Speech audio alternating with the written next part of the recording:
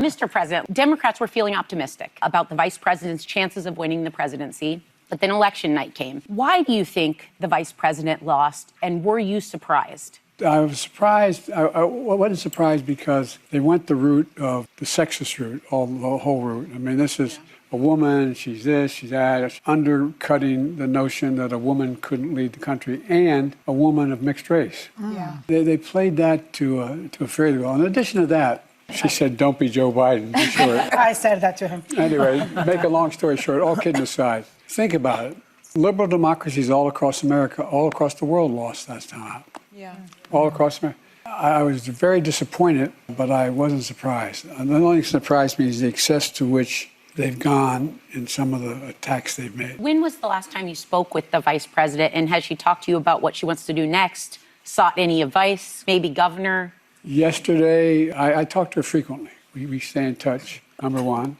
Number two, she's sought my opinion. I'm not going to tell you what it is. What to wear to the Met Gala. That's exactly right. No, but all kidding aside, she's got a difficult decision to make about what she's going to do. I hope she stays fully engaged. I think she's first rate. But we have a lot of really good candidates as well. So I'm optimistic. I'm not pessimistic about the future. Good. You had previously said that you thought that you would have won. Since then, Donald Trump won all the battleground states and made inroads with almost every major demographic, from working class voters to Hispanic men to black men. Knowing what you know now, do you think you would have beat him? Yeah, he's still got 7 million fewer votes. Yes. Okay. A lot of people didn't show up. It wasn't a slam dunk. And so he's had the worst 100 days any president's ever had. Yeah, that's a fact. Yeah. And I would not say honesty's been a strong point. Well, Mr. President, some have even argued that leaving the race and endorsing your Vice President Harris, over 100 days before the election hampered her campaign. What do you say to those critics? There were still 6 full months. She was in every aspect, every decision I made, every decision we made. When the Vice President was here, I asked her if she would have done something differently than your administration over the past 4 years. And I think her response was, there is not a thing that comes to mind. Now, that answer was weaponized against her, and there has been some reporting that you encouraged her for there to be no daylight between the two of you. First, is that true? And do you think in retrospect that she should have tried to differentiate all the wins that your administration had? First of all, I did not advise her to say that. I was vice president. I understand the role. I think she was talking about wouldn't have changed the successes we've had, not opposed to that we wouldn't change anything at all. She has to be her own person, and she was. She was part of every success we had. We'd argue like hell, by the way. No, That's good. That's good. Yeah. We sit and say, well, what about this provision? No, Joe, I don't like that. Well, anyway, we worked it out. It was a mutual thing. When that election started, I told you we were going to get any of that done. None of you would have thought it happened. Yeah.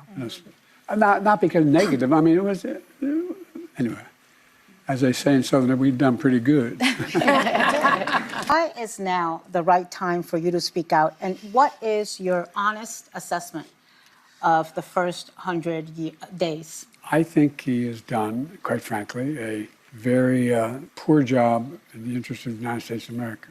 I've noticed that Trump can't stop talking about you. He's obsessed with you. As of late April, he had mentioned you and your family and your administration at least 580 times.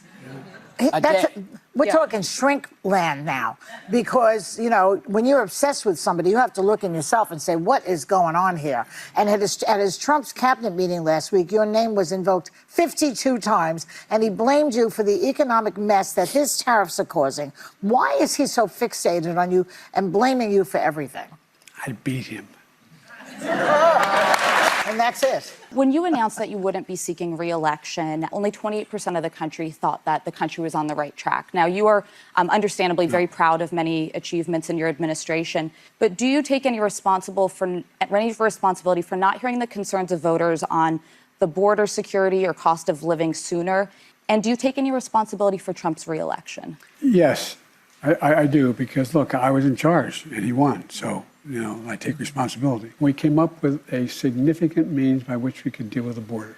What did Trump do? He got on the telephone and he called Republicans, do not support it.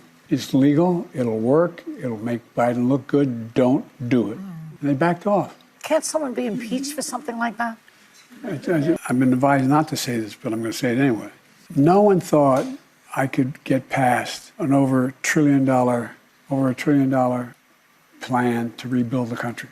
Well, we made a lot of commitments, and we billion-dollar tunnels going through for Amtrak, bridges, but we weren't quite as good as he was about advertising. There's nothing to say Biden brought you this. Yeah.